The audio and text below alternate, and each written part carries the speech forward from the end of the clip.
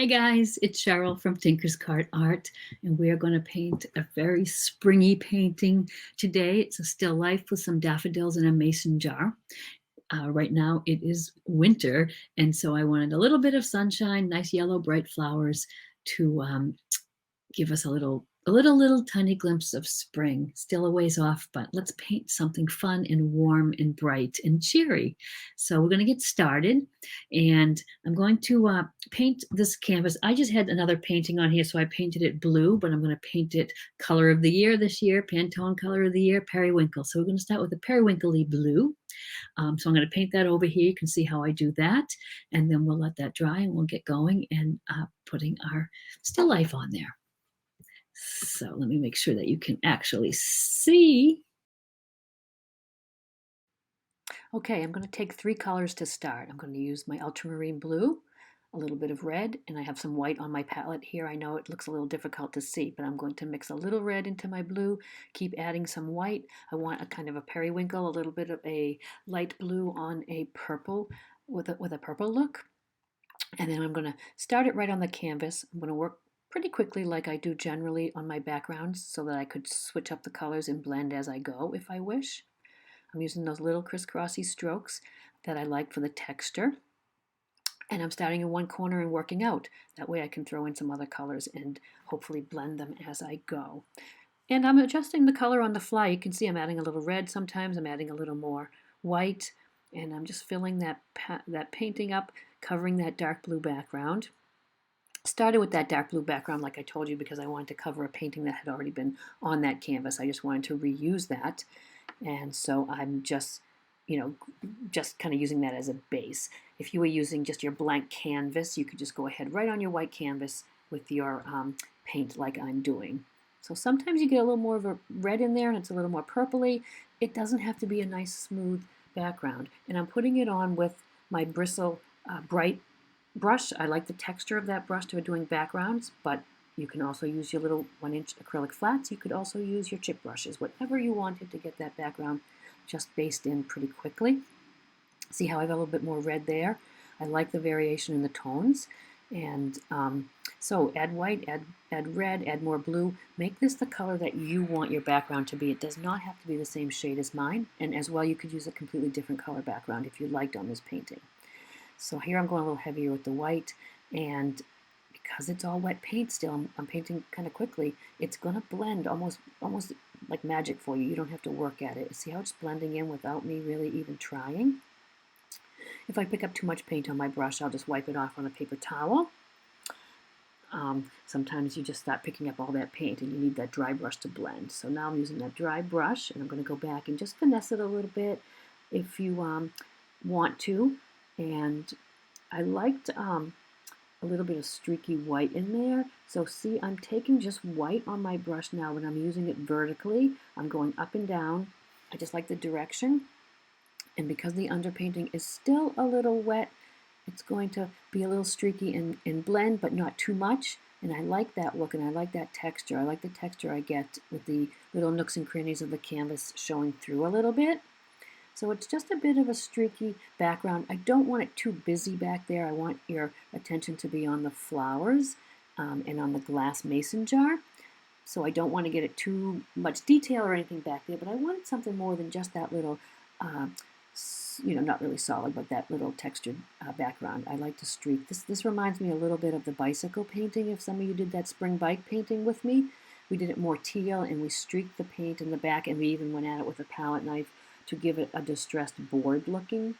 That is even a little more detailed than I'd like on this painting. I don't want to really paint individual boards. I'm just giving you that little background. It could be in front of like a window. It could be just something that's a little blurred out and you are focusing on the still life.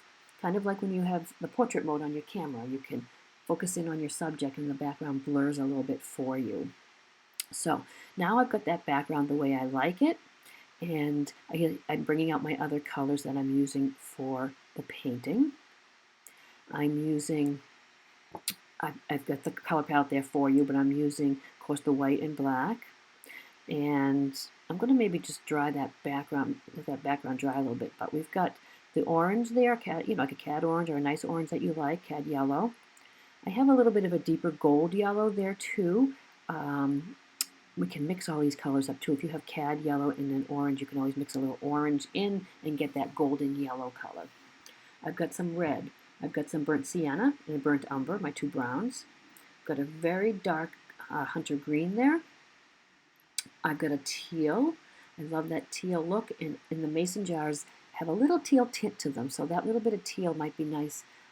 Now, if you don't have teal in the jar, you can, of course, take a little blue with your green and a little white and make that. So don't feel like you have to have all the colors. Remember, we can mix from the primaries. But this is just what I'm going to start with. I'm only using a few brushes here. I've got a flat, I've got a little bit of a bright, I've got my small round.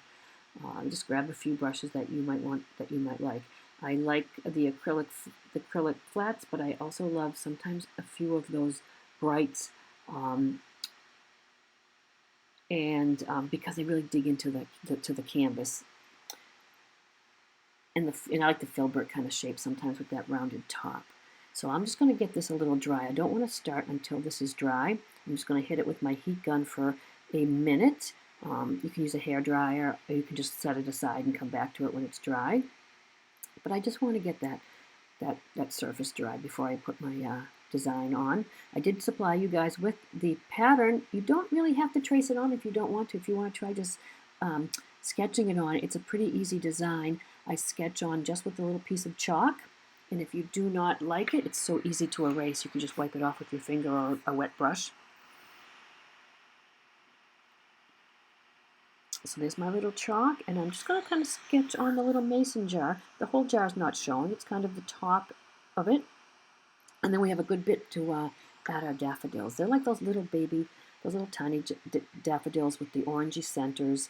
I'm painting them a little abstract this time. They're not all perfectly formed.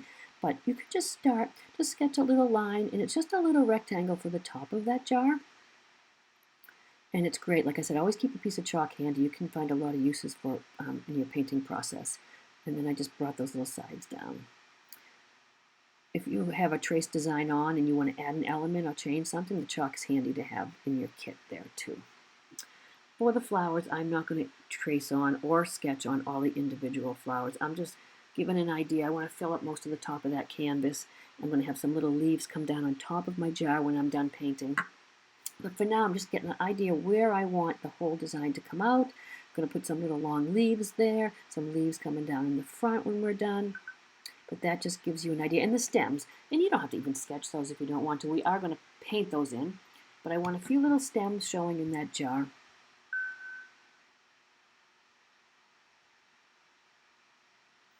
Okay, so that's basically what we need. Now, I usually do start painting from the background forward. So we're going to put some leaves in there. Then we're going to paint our flowers. And after that, we'll add a few more leaves because, of course, some leaves are going to be in front. Some are going to be obscuring some of the flowers. And I just, at the end, add more just to fill in little areas that might be blank. If there's something you don't like, throw a leaf on it. And just step back and look at it, and you can add some little details. But what we're going to do is start with behind the flowers with some dark leaves. Then we're going to get a little lighter and a little lighter. Then we'll go ahead and do our flowers. And the little vase, we're going to, the mason jar we will do afterwards. It's kind of vague. I know glass is difficult. You think, oh, what color am I going to paint that glass? It's transparent. You see through it. You're going to just be highlighting with some white. And what it does is it just reflects what's behind and around it. And then it distorts that, so you don't have to be spot on. As long as we have some shadows in there, some highlights, and a little bit of what we're seeing through, like the stems that are going to be in there. So I'm going to start with just a flat brush, and I'm going to go in with my dark green. If your dark green is not dark enough, you can add a little tiny bit of black. I want to start really dark, almost a black green. These are leaves that are going to be in the very back, behind things. Shadows are cast on them. They are going to be dark. And I put a few stems in there. So can you see I'm not painting the stem solid through the jar? I'm kind of stopping and starting, thicker and thinner. I don't want it to be a harsh line. Up above the jar it can be a little bit more solid because that is how you would see it, but seeing it through the glass is going to distort it, remember.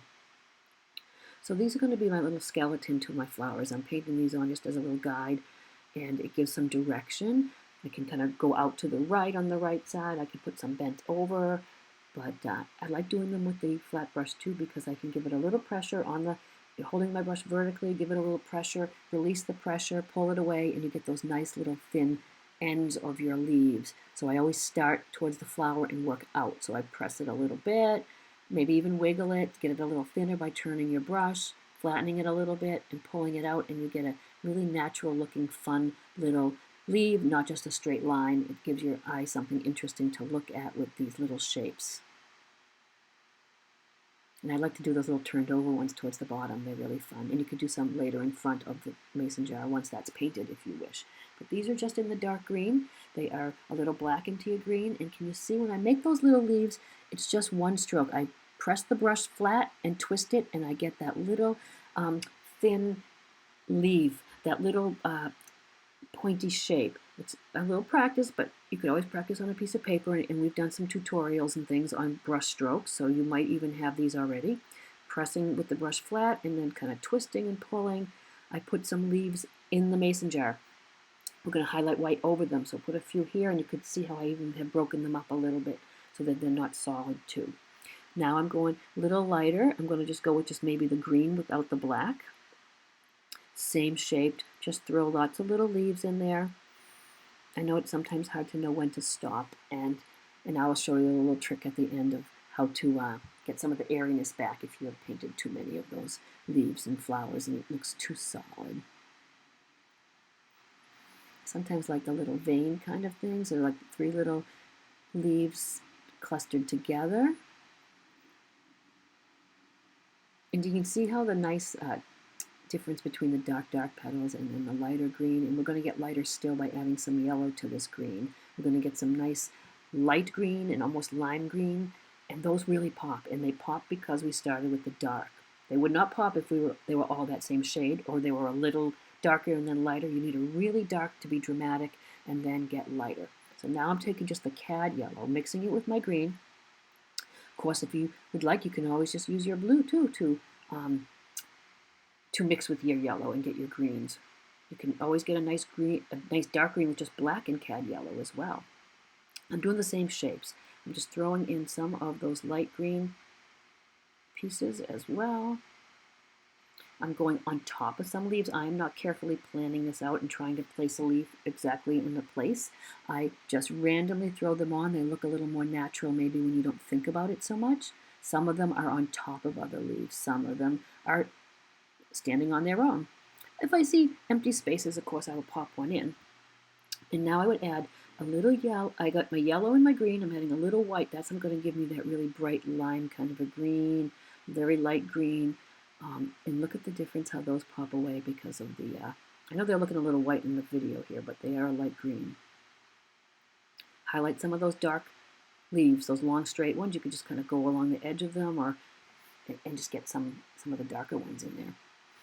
I'm going to also do some that are a little more in the teal shade, which kind of brings that teal color together. The teal that we're going to put in the mason jar. So that same mixture, I just grabbed a little teal. It's kind of just like a light tealy green that you're going to get. And it just adds a nice little touch to the colors that you're using. So right now we've just got our design sketched on, and we're just putting in the base. We're just putting in those leaves. So we have a place then for our flowers to go. And just throw them wherever you like. It could be short little leaves. It could be almost some few stems that are made of that. You could just do some little, there you go, get a close-up view. And this could be a background for any still life or any floral that you're doing this sort of technique. You could put roses or daisies or mix up your flowers, but just this alone is a nice base. You could always take the mason jar and just round it and make it a little vase with, just one color and putting some highlights on one side, some shadows on the other. And you could change this whole painting up. It would look just different, but it's a nice little technique just for the base, just for this part of it. And you can go ahead and jump in and add whatever you want. So now I'm going to just throw in some of the little daffodils. I've mixed a little bit of orange with my goldy yellow. And I'm just going to paint some on now in just some random little shapes. Some of them are going to be a little round. Some of them are going to be, you wouldn't see the whole face of the daffodil looking at you, so they're not going to all just be little round ones. Some are going to be like half of ones peeking through. And I'm sort of gauging into some of the empty areas now. I'm not trying to keep away from the leaves completely. As you can see, I'm painting over them. They're picking up that wet green paint. That's fine. It's going to give us a little bit of a darker tone for some.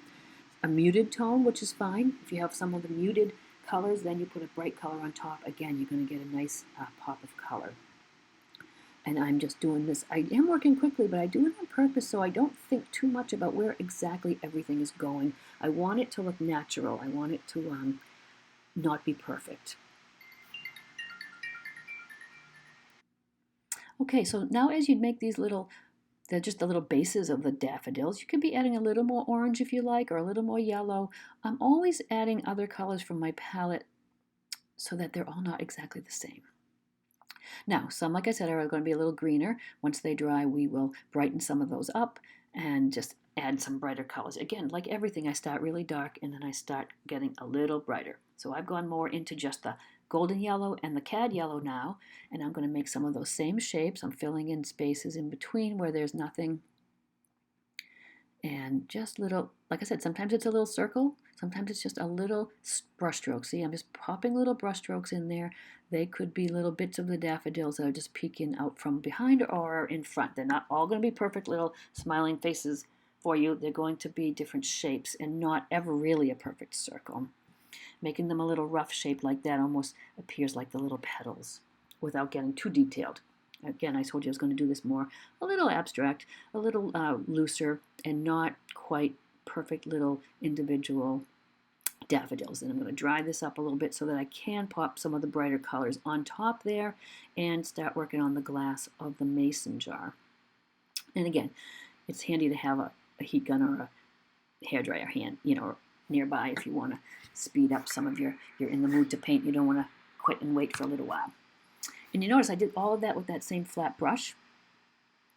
And I'm just going to I always keep a little bit of clean water on the side as well. It doesn't stay clean for long, but I try to keep it a little cleaner.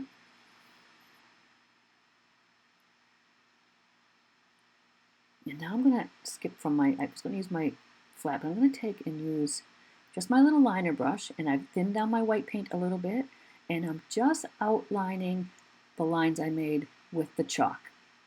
So I am just going to do that so I can erase the chalk lines and have just my little painted lines. This is how we did the glassware on the New Year's Eve painting too. Started by just outlining with the white paint, thinned down. It's kind of like an ink consistency more than the paint. I'm adding water all the time so that it will flow nice for me. If it was thicker, it might stop and drag, but it's just see how I can get a nice fine line.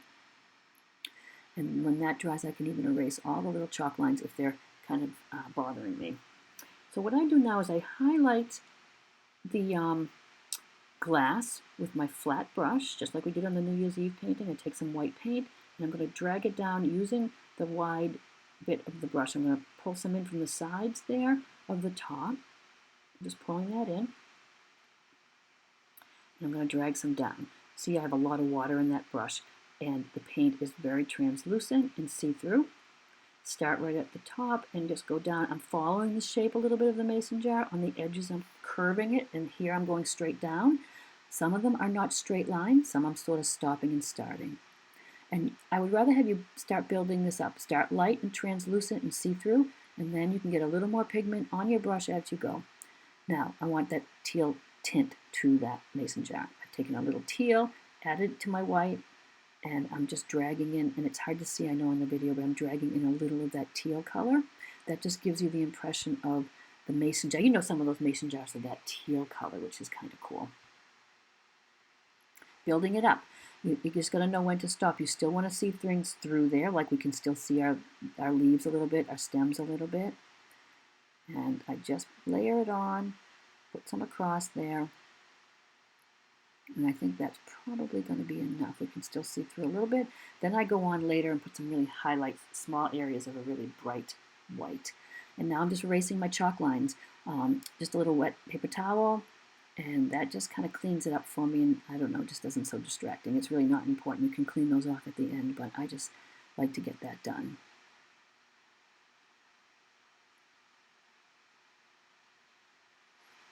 There. Just makes it a little neater. And this is giving me daffodil area to really time to dry too. But if it's still a little tacky, we can hit it with the heat gun. So now we're going to just take a look and maybe take a little bit of, well, it is a little wet still, so just dry that a bit.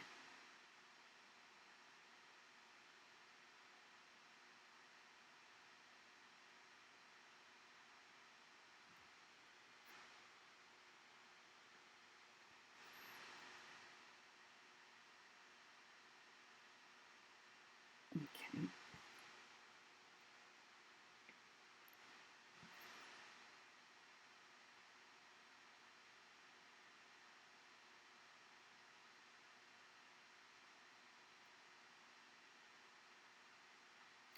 And I always throw some shadows in. So we've got some highlights. We're going to do some shadows on that glass, and then we're going to put the real highlights on still. But I just, if it got too white in some places, but I just want to, can you see already how that shadow's given it a little dimension?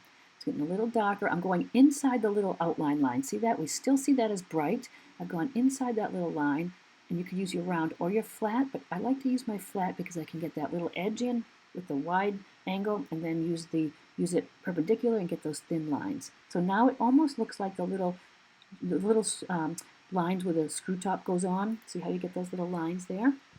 And then I want to shade a little underneath. So I leave that little white line that we outlined with, and it will be a little shadow there. It's really washed out color, so I've used a good bit of water.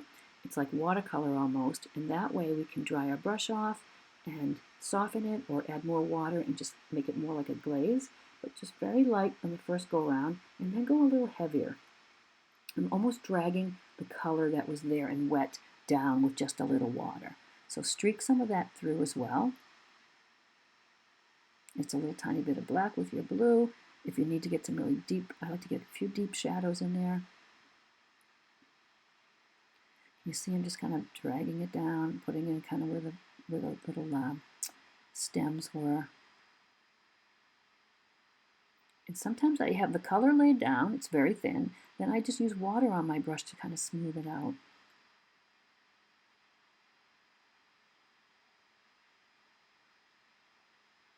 Got a little bit of even like a little bit of a green, black blue in there, just for like some of the stems are there, but they're distorted a little bit. And we're going to bring some of those little daffodils and leaves and things over the top of that jar too, so it won't look so harsh there. But we will add that as we go. But the glass is, we'll let that dark dry on the glass, and we'll get some light highlights on that in a minute too. All right, so we're going to take, these little daffodils are the little yellowish ones with little orangey centers. So we are going to highlight some of these in the background, and then we're going to add those little orange centers pretty roughly, like just little bits of color. A little white into my yellow to get it a little brighter. And I'm going to do the same thing with some of the orange, but let's just get a little white into the yellow. And now we're going to just put some little brush strokes on top of all those little daffodils we already did. And again, some of them can just be little strokes by themselves, and some I just go right on top. Especially some that are very green, and leaving that little dark in the middle sometimes. And I'm going to hit some all around the edge like I'm doing. See how I'm kind of giving some texture to the brush, kind of giving it little wavy edges, like the little daffodils will have. I'm just sort of getting the brush a little wavy there. And I'm leaving the centers for the most part. Sometimes I get painted in, but I'm leaving some of the centers a little darker. Sometimes I'll just hit it on one side or the other. On the little pieces that are showing through, sometimes I just hit it with a little color. But I'm getting some that are the front-facing ones that you see, and then other places I just dab in little lines almost, little spots of color. Sometimes they are all by themselves, like I said, and sometimes they're right on top of what's there. Leaving some of them that are a little muted from mixing with the green is good too, because the bright ones on top, you have a little bit of a muted daffodil behind it. I'm also grabbing my orange now, and then my orange and some yellow, or orange and some white. Vary up the colors. There's no rhyme or reason. Just get a few different shades on there. Dabbing them just for little bits peeking through, or they could be like little buds. And then some are going to be just the roundy ones. And I just kind of keep an eye on it as I go. I don't want too many dull areas, but I want to leave some. And I want to leave some of that orange in the back, but now I'm taking some of that orange and putting it in the center of the yellow ones. So even from here, it's not painted really carefully, but can you see the look you get of those little yellow daffodils with the orange centers? So I'm going to just keep at it with some a little bit brighter yellows, and then just where I need it, and then I'll go back and pop in some of the little orange centers. It's just like a little process. I just am building up from the back to the front. Different shades, just by adding a little white to the color or a little orange. And some of those little bits in between, you just kind of put a little something. And it's starting to come alive, I think, as you get brighter and brighter. Some of them are like, that's a lot of white in that one, a lot of white in that, but it's a nice contrast to the darker and the duller ones.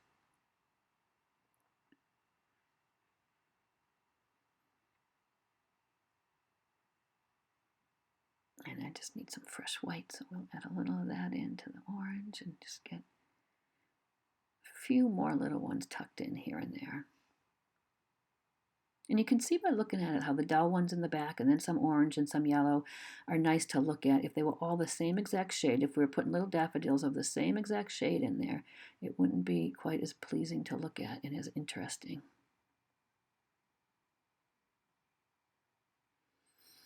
Now I'm going to use my round brush. It's a little larger. You could use a flat on the edge too, but I'm going to just add with the little it's not even a little detail brush, it's a little larger round, just dabbing in, and it's a pretty light on some of these, a lot of white, little yellow, and I'm just hitting some of the petals and some of the edges. A lot of times on the flowers, I'll put a light edge on the very outer edge of the petal, and then I'm working fast enough that these colors are all wet, so when I do this, it blends pretty much as I'm doing it. It's not like you have to blend it at all, stop and blend it. You just add some of those lights on top. As you wiggle your brush around, it sort of blends in with what's underneath. If you have an empty space that you want to fill, you could just throw a little something in there. And then I'm just going to use this brush to put a little bit of the orange centers in the middle. I'm just dabbing it in a roughly circle shape, but it really is not nearly a perfect circle. I'm just going in the middle of them and just dabbing that brush in and getting some pigment in there, and sometimes you can just dab the orange here and there too, like it's like something peeking out from the background, just a little bit here and there.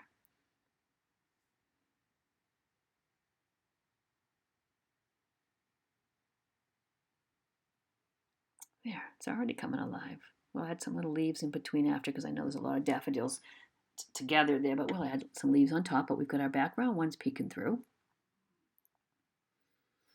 And now we're going to take some, go back in with that. I'm using that same round brush. I'm going to use some brown and some burnt sienna. I'm throwing a little blue in there just to deepen it up. I just want to get a little darker shade for some of the stems that are vaguely showing through. Can you see how I'm breaking up the color? I'm not putting a big straight stem. I am just, stopping and starting, and it's almost like a little shadow on the green that we've already put there. But again, it's so distorted inside that vase, not vase, but the mason jar serving as a vase. And I'm just going to put that in there. A little bit of white on one side too. So I've just taken a little white on my brush. I didn't clean my brush off. It's not going to be pure white, but it's going to be a little bit of a light brown, and that gives us just a little bit of a highlight showing on one side. It's starting to look a little bit more like those stems are sitting in the water inside that jar.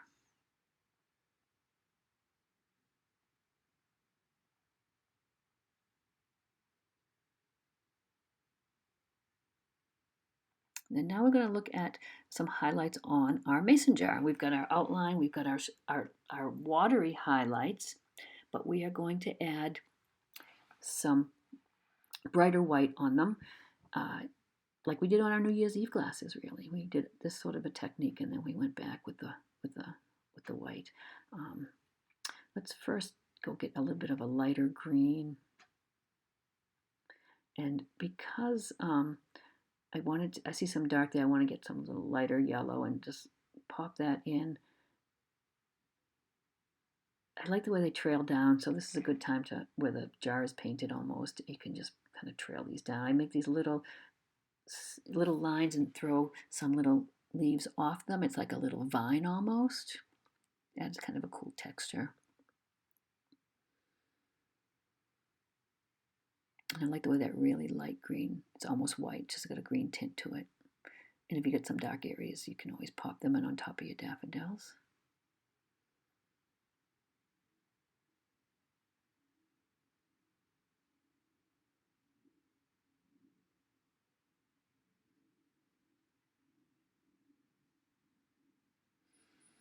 Now we're going to go back and look at the brighter highlights. I like to do this. I can do it with a flat again. Your brushes are pretty versatile. You can do some different ones. And let's just, oh, I'm going to go do the centers, I guess. So a little bit deeper orange on top of the centers we did. Now that those are dry, you can add a little bit and it will be a little bit brighter.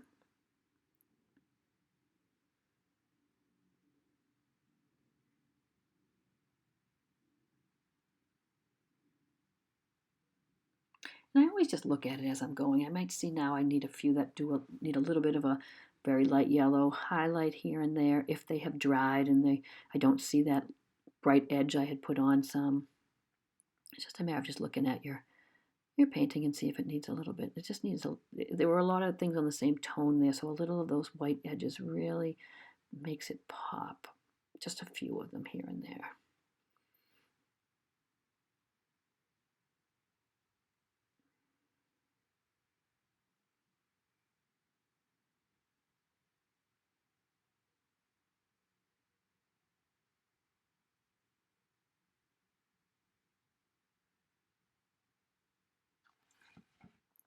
It's nice. I know up here in New England it's pretty gray and rainy, so to see some flowers and yellow, sunny colors really, really is helpful here in January.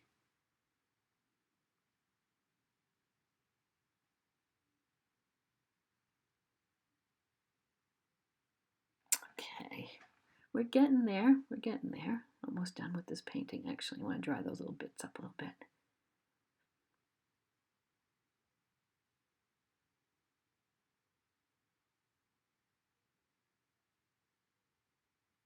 And you can see how that background is not overwhelming, but it's nice that it has have some of those little streaks in it. I like the clear mason jar looking through to the blue background. It worked out well for this painting.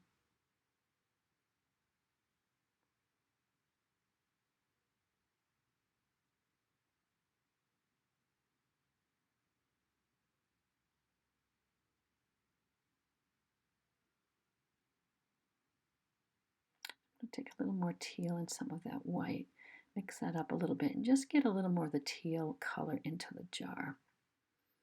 As things dry, the paint does kind of sink in a little bit and is not as bright as when we put it on, especially when we've watered it down so much. So I felt like this needed a little more teal and white, and I'm just putting it on. It's still translucent a bit. It's got water mixed with it, but I'm putting it on a little heavier. Across the little top, I usually use like the flat brush on the chisel edge and get some thinner lines horizontally, and then on the bottom of the mason jar, I sort of just drag that down. Again, following the shape a little bit on the edges, a little curved, and then a little straighter in the middle. Now I'm getting my nice heavy highlights that I spoke about. I am doing those now. I thought I was doing them earlier, but here we are at the end. It's all dry, and we're just streaking on some a little heavier than we were doing earlier. Can you see how I'm getting it a little whiter in some spots? That spot, kind of a little spot to the right there, right down the middle. I'm not taking big, huge brush loads straight down. I'm sort of applying it with a little pressure and then a little, take the pressure off so it's a little, heavier and then lighter. Just kind of slowly brushing it down till I feel like it has a nice look to it. Getting a little heavier white on both of the outside edges. I know we had our line there before, but this is just a little heavier. And I like to make those little wiggles, like it's like the shape of that top of the jar. And I know this is a tough spot to when to stop, but just get your highlights. And then I always finish up with a few with the detail brush. Heavy paint. I don't really have any water in the brush now. I'm just using the white paint and just giving it some little lines, some little really heavy highlights just to finish off.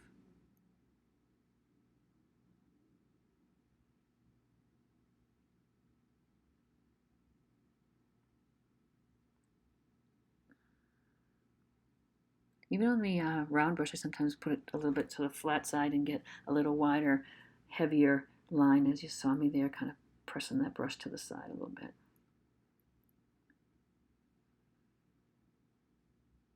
It is a process, building it up. But once you paint the glass, glassware and the transparent things a few times, you get the idea. And it helps to have that dark shadows. You see the dark shadow there on the right, kind of, that we put in. It's nice to have those. That really adds depth and dimension to the painting. There. Just if you think it needs, again, as it dries, you might see you want to go in and pop it in a little heavier, but at the very end you can reevaluate that too.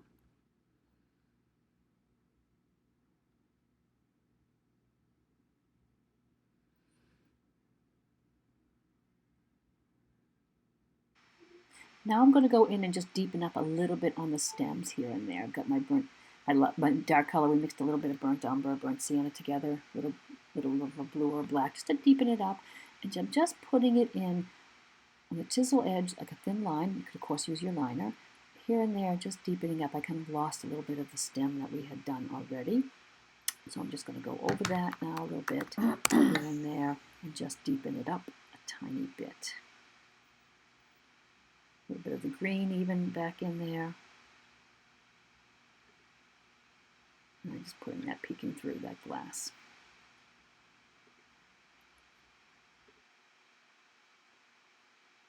Now I'm going to take a little bit of I'm going to mix a little bit more burnt sienna with a tiny bit of brown. I want to give a little shadow to those little orange cups, those little orange bits in the middle of the daffodil. So I've just got more of a burnt sienna, a reddish brown. Even have grabbed some of my orange in there if I need to. I don't want it too dark. And can you see I'm going to just, in the middle of the little circles there, just put a little of the dark, and it just gives it a little dimension. It looks like you're looking into that little center. So when you set that back, it's going to have a little more form. And like I said, these aren't perfectly formed little flowers. I'm doing it a little more abstract. But from a distance, that really gives you the look of it being some depth into that little shape. So I'm just throwing those in a few places. Mostly in the centers, of course, of those little orange flowers that had the little orange circles on top of them.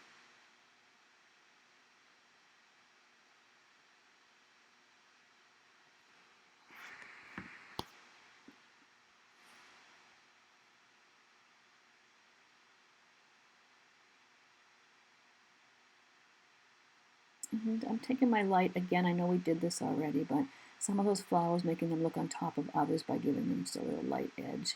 If we've lost some of the brightness, it's just a little bit of my yellow, and I'm just dabbing that on with just a little round brush.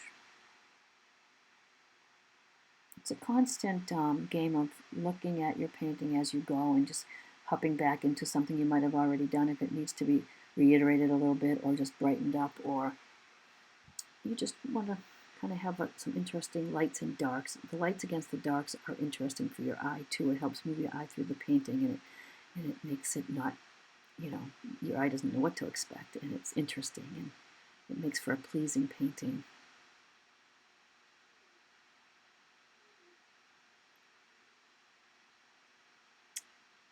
So just finessing these little details. Okay, now I'm going to get a really light color again. I'm going to use yellow and a lot of white. And I'm going to just give some little petals to some of the daffodils. Can you look close? And I've done these little three, almost the shape of the little leaves, but I'm just going on to some of the daffodils because that's the sort of shape they have. We don't have to do it to each one, but I just wanted a little bit more detail on a few. So with that light, it looks white there, but it's a very light yellow. And I just do a series of little leaf-like strokes, and it just gives the texture of the daffodil. They have sometimes those little petals showing up, and just so here and there, doesn't have to be, like I said, on every one, just on a few. If you see a little area you want to pop a little bit of texture and color in, it's just a little to shaping them up to be more, less like little round blobs, and have some of those little telltale petal shapes of the daffodil.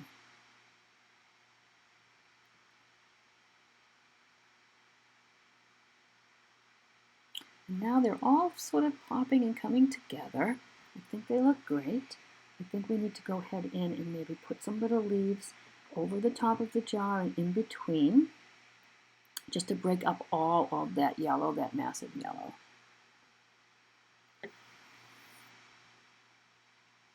So I'm going to mix up a little teal, a little white, and I'm going to almost pop in.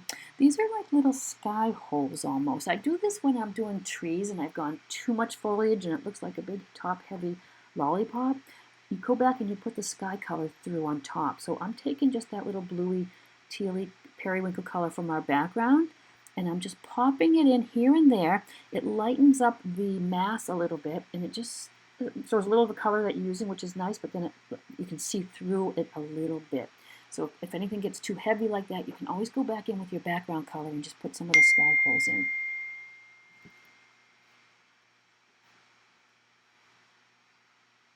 And now we're going to throw those leaves in between that I talked about, how that's going to break it up a little bit. Of course, leaves would be coming out in the front of your bouquet, not just the back like we did earlier. So just take that green color, some darks, some lights, some middle shades, and just with that little shape, they're not as big leaves, they're just little, sometimes a little line of a green showing through. So you have just little dots and dabs, and sometimes it's actually a leaf shape.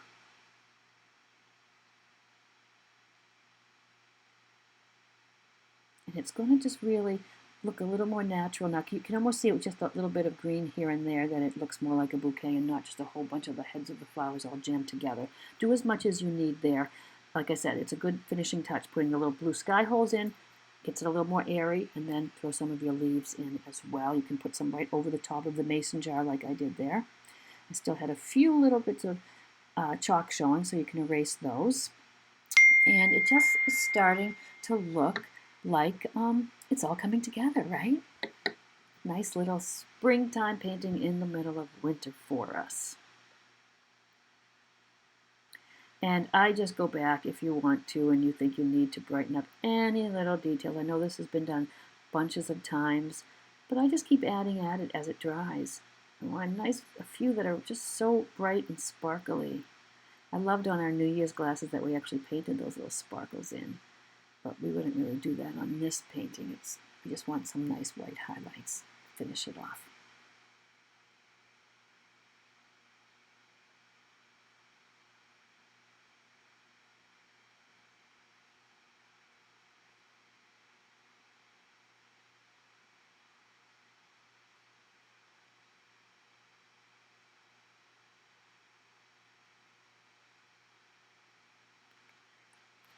There we are. What do you think?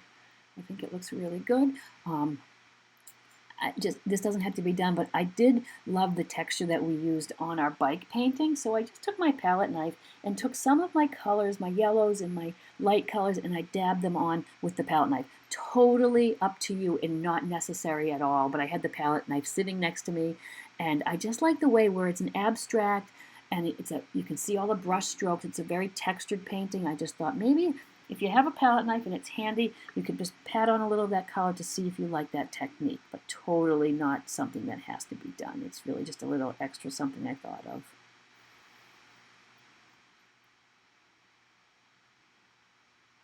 You can do some a little bit with the highlights. I think I mostly just stuck with the yellow on just for texture. You don't really see it from here. It's more just the texture that gives it the painting in person. I just thought it would be a fun little add-on.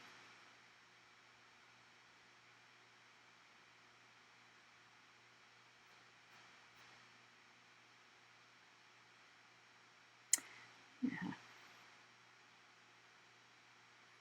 So, what do you think? How did yours come out? I want to see them. Please post them. Remember, you can change up the flowers and use the basics of this for other paintings, which is so cool. But see the texture? You can see the texture a little bit there. I really like that. I like to add a little bit of touches with the palette knives. We'll do more palette knives paintings coming up too. We did the birch trees, if you remember, and then we did that bicycle painting with the background. We used the palette knife. And if you want to be sure to catch me when I'm painting, just text me at this number, and I will put you on that list.